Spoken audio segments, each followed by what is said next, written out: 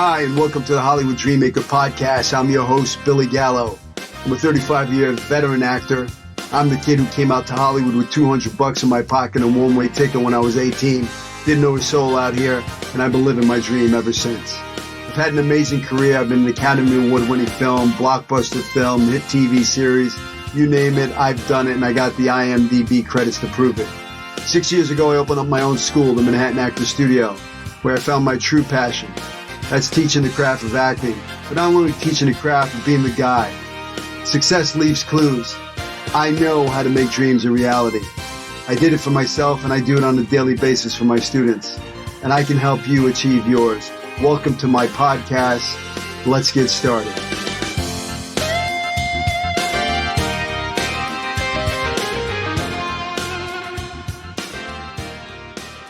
I am super excited to introduce my guest.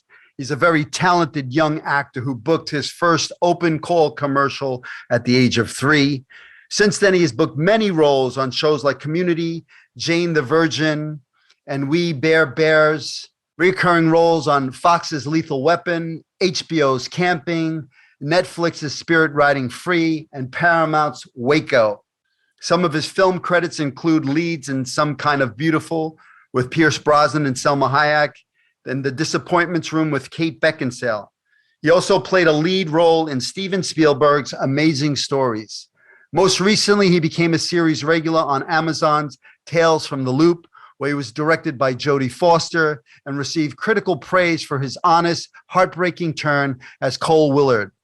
He dedicated his performance to his late mother, who taught and inspired him to be a better actor and person every day. I want to welcome my guest and student, Duncan Joyner, the Hollywood Dreammaker podcast. Hey everyone, it's me, Duncan.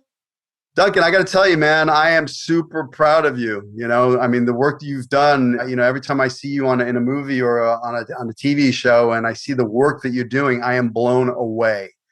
Thanks. You know, and you've grown so much. I mean, you're not the same little boy that came to see me 5 years ago at the Manhattan Actor Studio. I mean, you're a little man right now, and you're doing some amazing work. So I'm really, really proud of you.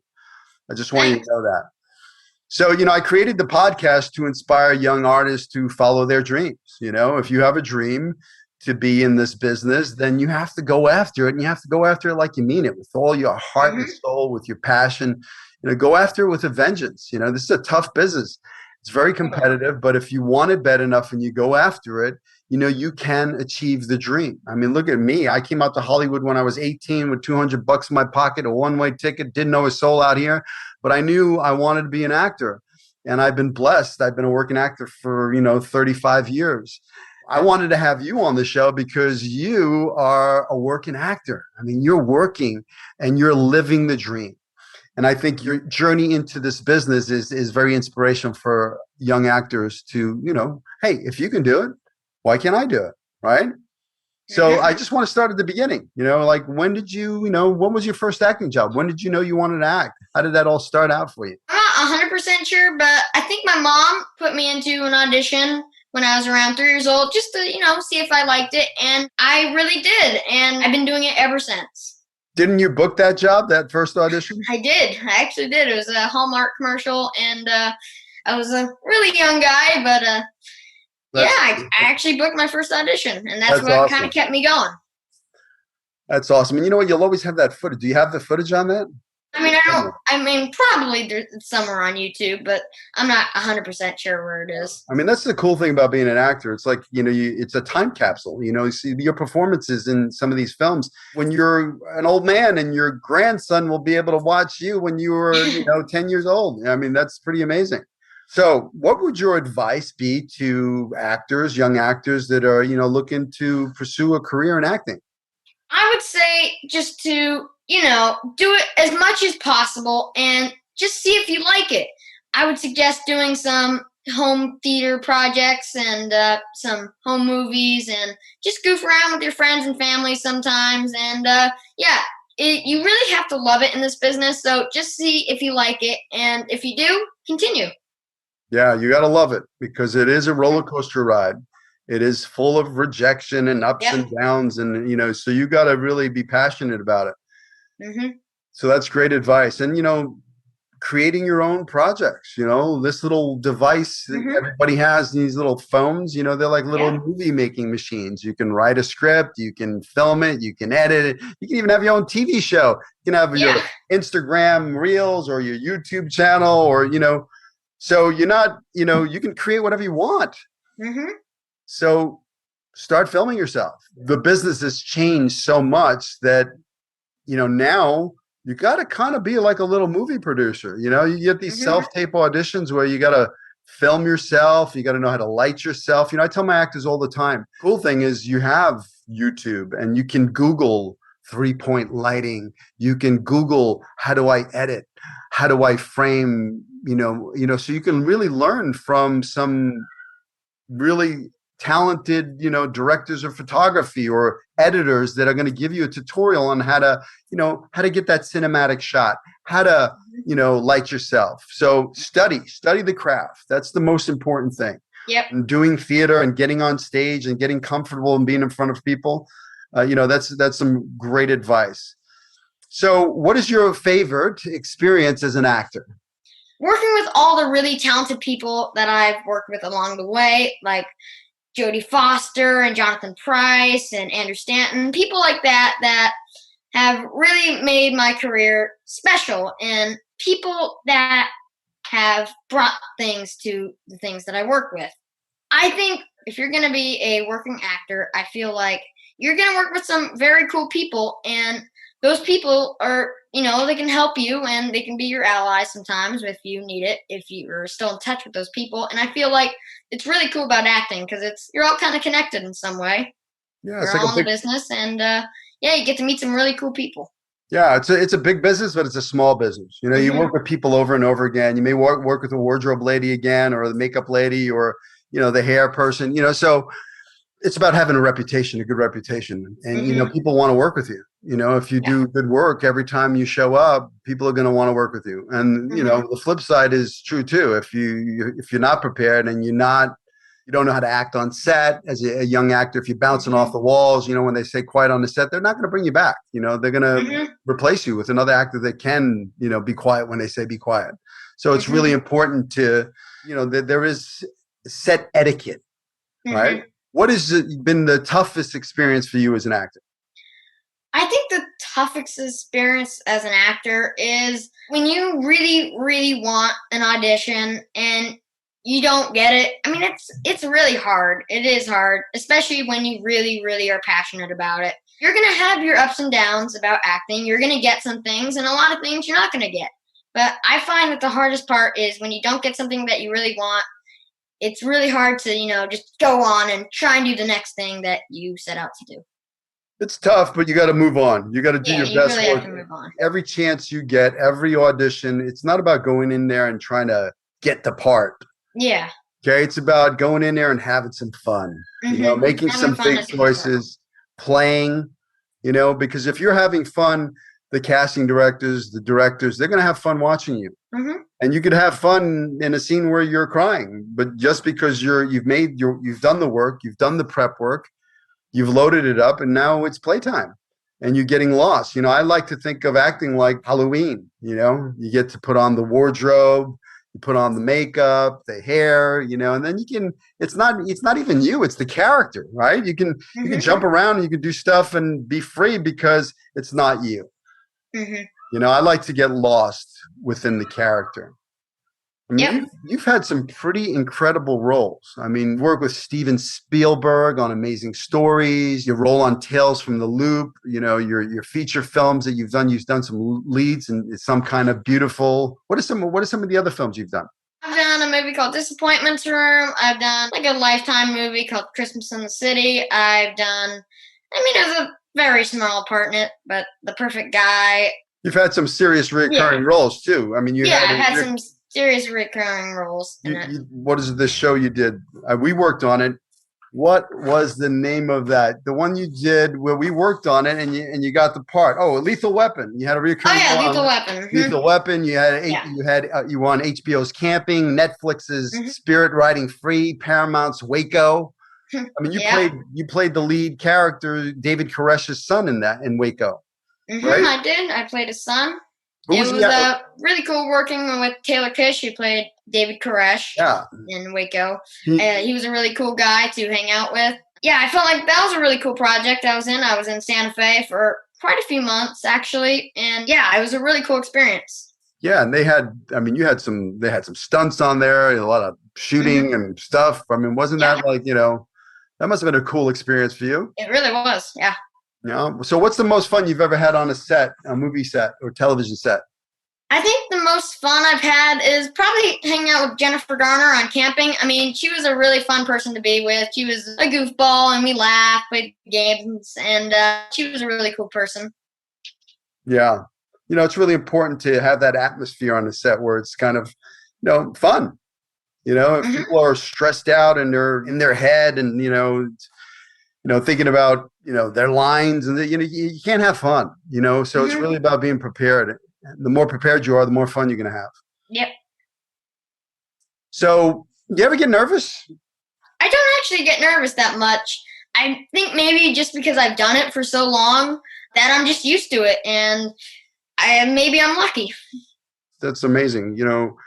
Even when you walk in a room in a casting, you never have any nerves. No, I don't really get nervous. Wow. Well, you've been doing this a long time. You're a pro. That's pretty awesome. How do you deal with the disappointment of not getting a role that you really wanted? I just tell myself that it's all right. I mean, I did the best that I could, and it was out of my control. Maybe they really liked you, and they just chose someone else for different reasons, and you just got to get over it. You just got to tell yourself that it's all right. Maybe I'll get the next one, and no from someone is kind of helping you. It helps you. Yeah. Listen, I always say every no brings you closer to a yes. You Hmm. want to get a bunch of no's. Hmm. That means you're in a game. You're getting auditions. You're getting out there. And it's not about getting the part. It's about booking the room, making fans of those casting directors. If they become a fan of your work, they're going to remember you. Hmm. If you come in there and you play a big game every time you get an audition and you really go in there and you have fun, they're going to bring you back. Even if you're not right for this role, maybe they went another way. Maybe they went with a name. Maybe it's the producer's son. I don't know, but they're going to remember you and Hmm. they're going to keep bringing you back. And if you get a few casting directors that are fans of your work, you're going to work because they're going to continue to bring you back in. And if you play a big game every time you go in the room, you make some big choices, you have fun, you're going to work. So how was it like work with Pierce Brosnan and Selma Hayek on a film? What was that like?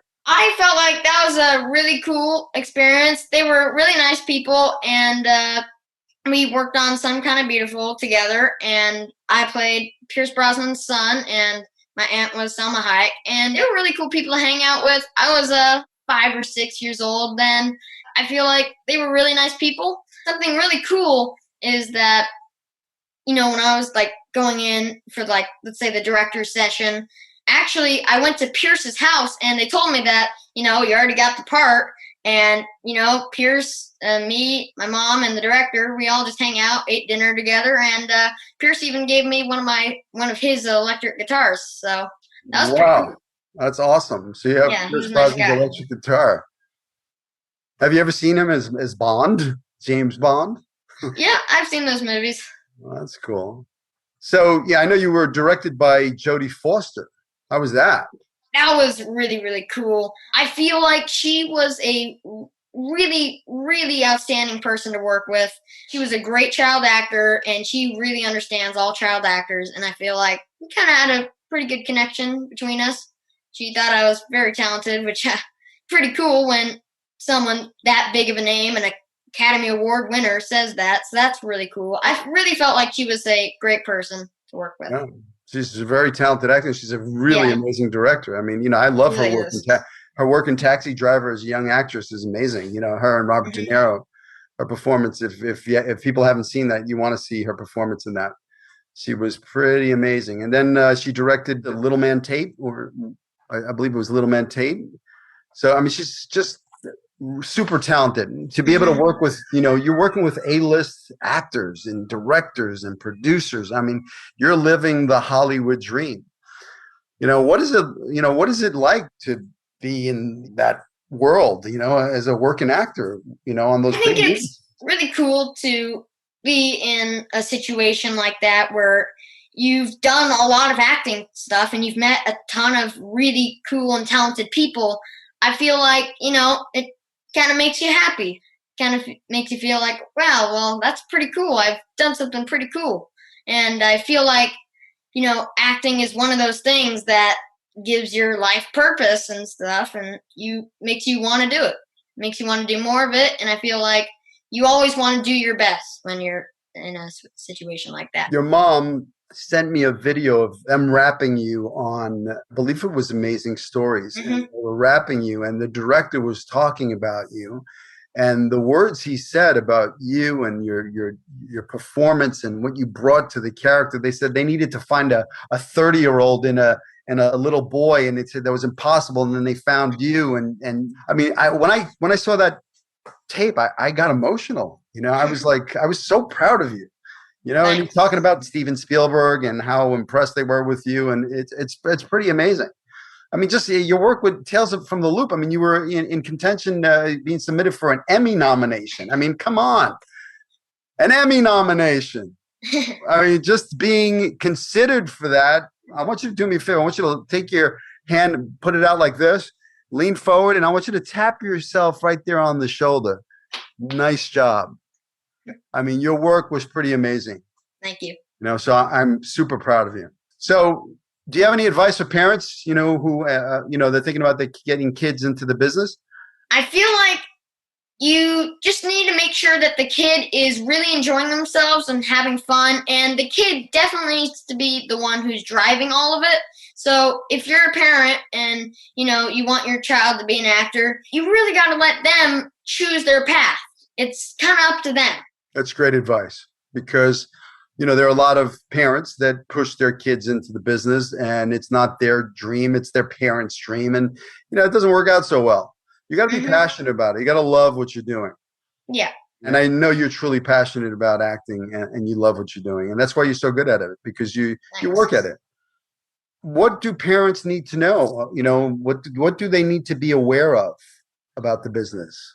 I feel like they need to be aware of that, sometimes their kid, the actor, is going to be disappointed sometimes, if they wanted some audition that they didn't get. There are going to be a ton of ups and downs, and I feel like, they need to be able to let the kids know that, it's going to be all right. You got to go for the next one, and you know what? Like you were saying earlier, every no is closer to a yes, and I feel like, yeah, that's pretty much what they need to be aware of. So what do you like most about being a successful child actor? I really like the craft services. When I was a lot younger, I really loved the craft services, and I'm like, well, I want to get this. For the acting and all that, but craft services. Still nowadays, I like the craft services, but I really just like being there. I like the traveling to different places and, experiencing all the culture and the food and the really cool sights, and I feel like that kind of motivates me to go to cool places and do some cool acting with some cool people, and yeah, it's always an adventure. You never know what's it's an adventure. That's the fun thing about being an actor, is you never know what the next audition is going to be, where it's going to lead you. And maybe a film that you got to go to Atlanta, or maybe a thing you got to go to a different country. You never know. That's the fun part. It's the journey. It's not a destination. It's a journey. And you got to enjoy the ride, and it's going to be a roller coaster ride. It's going to be up, it's going to be down, and you just got to be in it because you're passionate about it and you love it, and you're in for the whole ride, and never give up, because there'll be times where, you may not work for a while, there may be no auditions that come up, you're going to get to an age sometimes where you're not old enough to play the old roles, but you're too young to play, you get it. It's called like the dead zone. You get into that weird age where you can't play old, but you can't play young. So, sometimes it will get quiet for a little while, but you just got to continue working on your craft and never give up and keep going after it, because those roles will come, those right roles. And they're coming right now for you. I mean, you've done some beautiful work. What's the most fun you've ever had on a movie set? I think the most fun that I have on movie sets is when I do stunts, and you have like a harness and you're like 30 feet off the ground hanging from the ceiling. I think those are always like the most fun parts because so much of acting is mental and it's cool to change it up sometimes and be physical about it. That's cool. Do you have a stunt person? No, I don't really have a stunt person. I do pretty much all my own stunts. The stunts that I don't do is probably when like I'm after hours and they have someone else doing shots. Okay. But I do pretty much all my stunts. Yeah. Let's say, because of, time restraints, they can only work young actors a certain amount of hours or whatever, and they have to do they have it's like an adult, like a stunt person that, I mean, I know there's a young female that does a lot of stunts for young actors. Do you have somebody that's doubled you before? In every production that I've been in, they always have like a double for me that does things like that. If it's just like a hand shot or from the back and I'm going after hours, they always have someone like that. Yeah, it's fun. I mean, the fun part about being an actor is you get to learn so many things, Mm-hmm. You'll get to learn how to do a stunt. Be put in a harness, work with some of the best stunt choreographers in the business, playing roles as an actor. I've played so many fun roles. I've got to train with the Navy SEALs. I've did ride-alongs with the NYPD, the LAPD, the fire department, the Marines. Every military character you could possibly play. I play bad guys, I play good guys. You live so many lives. I mean, you get to live lives and it's just, they become part of you. All of these characters you play, they become part of you. Mm-hmm. Yep.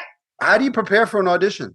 What I like to do is I like to sit in my room by myself and just look at the scenes a little bit, get the feel of the character. Then I try to get off book by trying to say the lines in my head. And then I do the scenes in my head and, then I sleep on it and it's kind of there in my brain. And then I say it out loud a couple times. Then I perform it with my dad and see if he has any thoughts. And then I get ready to do the actual audition. Great. And the business has changed a lot because of the pandemic. There's a lot of self-tape auditions, a lot less walking into the room, Zoom callbacks. How do you feel about self-tapes? Well, I was already kind of doing self-tapes before the pandemic. I mean, not as many, but I actually do like the self-tapes more than, just going in the room because, I can do it on my own clock and when I'm ready to actually perform it. And I feel like that's something that I like to do, be on my own time and do it when I'm ready to actually do it, when I feel the character. The Zoom auditions with the producers and directors, I'm not that much of a fan of because it just doesn't feel like, personal. And I like to actually meet with the directors and producers. And I like to, actually meet them in person and not see them on a computer. So, are you going into auditions now or are you doing everything via Zoom? Yeah, I'm doing everything on self-tape and Zoom. I haven't had an audition where I go in probably like year and a half, 2 years. Yeah, I think that's going to be like that for a while. I think self-tapes are the way to go. That's why I keep telling all my actors to really, you want to master the self-tape. Yeah. You don't want to be the actor with the wrinkled curtain with the sides and you don't want to be that guy. You want to be the guy that's, having fun. Totally. You got the wardrobe on of the character. It's lit properly. Maybe the background, I don't know if you're being interrogated by the police, but maybe you have a gray background that looks like an interrogation room in a police station.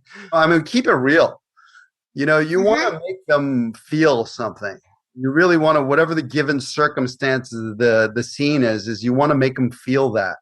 And I think, with self-tapes, the cool thing is you can shoot it till you get it where you want it. Oh, yeah. I like that a lot, too. And you can give them the performance, really serve it up and go, this is the performance. When you make big choices and you got the wardrobe on and you decided to give your character an accent and you've loaded it up. If I'm a casting director and I'm looking through tape after tape after tape, actor acting, and then boom, there's you give me the performance.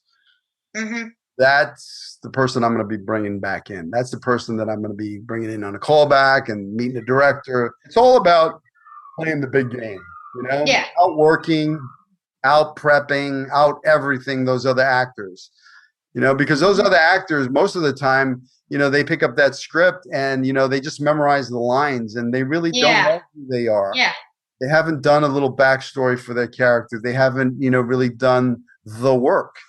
And it's Mm-hmm. all about the preparation. I love the saying, if you fail to prepare, you've prepared to fail, Yeah. And I know you are always prepared, and every time we've worked together, your lines, you're totally off book, and you're in play mode. And Mm-hmm. you're not in your head going, what's my next line? Because when you're in your head, you're dead. When you're in your heart, Mm-hmm. you're smart. When you made some big choices and you loaded it up with your actor toolbox and you're in play mode and you leave a piece of you behind in that room or on that tape or in that film, they're Mm-hmm. going to remember you and you're going to become a working actor. Mm-hmm. And, even if you don't get the part, they're going to remember you. Yeah. And that casting director is going to become a fan of you and they're going to keep bringing you back in until that right role comes along. Yeah. Long as you're in it and you keep giving 150% every time you get an opportunity, you're going to work, Yeah. and never give up on the dream, because there will be times where the roller coaster, it's up and down. Sometimes you're going to be down. Sometimes you may get 3 auditions in a day. Sometimes you don't Yeah. get 3 auditions in a month, Mm-hmm. so you got to be in it the whole time and Yeah. constantly working on your craft. You don't want to be the actor that only acts when they have an audition. Yeah. That's the only time they act, when they have an audition. No, you want to be Yeah. working on your craft all the time. So when you get the audition, you're ready to go. So once you book the role, how do you prepare for the role? I really don't like to over rehearse. I like to be natural, and it may sound weird, but I like to pretend that I've like never said them before, so it comes off natural. I mean, I read the lines and know what's going on in the scene, but for the most part, I don't like to over rehearse, and I kind of want to keep it natural. That's great. And just be in the moment and Mm-hmm. listen. I mean, the most important thing is listening. Yeah. Listening and reacting. And when you're playing with Jonathan Pryce, or you're acting with an actor of that caliber, they're feeding you stuff. So all you have to be is there, kind of listening and letting them feed you. It's a tennis match. I serve the ball onto your side of the court, and you put a spin on it and put it back on my side of the court, and I got to run all the way to the corner, and then I hit it over to you.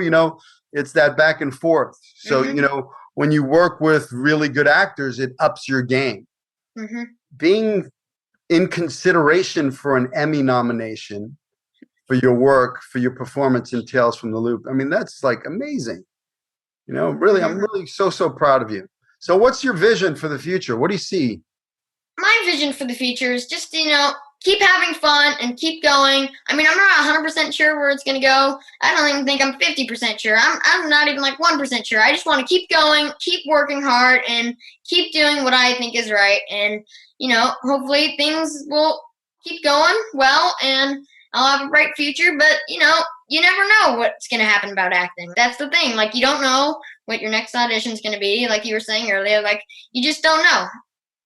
I asked this to some of my actors that are older. I say, if you could go back and give your younger self some advice, what would that be? I think if, I was going to go back and tell myself to, do something different, I'd probably tell myself to be more natural with what I was doing, because I do remember when I was a little younger, like I kind of just read the lines and stuff like that, like which most actors do when they're starting out. Like I would probably tell myself, to be more natural with it and just act like you're in the moment. Be the character.